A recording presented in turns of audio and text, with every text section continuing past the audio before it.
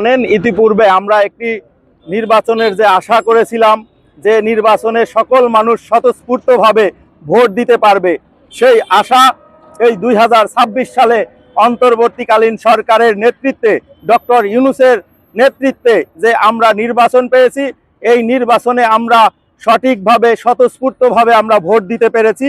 তার জন্য ডক্টর মোহাম্মদ ইউনূস সাহেবকে আমরা ধন্যবাদ এবং কৃতজ্ঞতা জানাইতে আমাদের গার্মেন্টস শ্রমিকদের পক্ষ থেকে এখানে এসেছি। পাশাপাশি নবনির্বাচিত যে সরকার তাকে আমরা স্বাগত জানিয়ে তার কাছে আমাদের 6টি দাবি এখানে উপস্থাপন করতে আমরা এখানে এসেছি। আমাদের 6টি দাবির মধ্যে প্রথম দাবি হলো সকল শ্রমিকদের জন্য একটি জাতীয় ন্যূনতম মজুরি গঠন করা।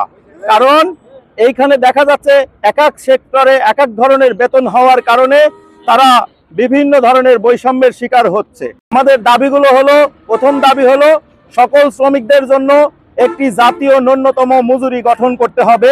দ্বিতীয় দাবি হলো গার্মেন্টস শ্রমিকদের জন্য রেশনিং ব্যবস্থা চালু করতে হবে। 3 নম্বর দাবি হলো সকল শ্রমিকের নিরাপদ কর্মস্থল নিশ্চিত করার জন্য প্রয়োজনীয় ব্যবস্থা গঠন করতে হবে। আমাদের 4 নম্বর দাবি হলো অবাধ ট্রেড ইউনিয়ন অধিকার নিশ্চিত করতে হবে।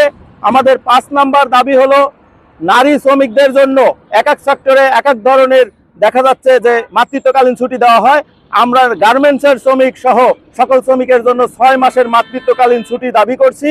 পাশাপাশি 6 নম্বর দাবি হলো ইতিপূর্বে বহু গার্মেন্টস বন্ধ হয়ে গেছে।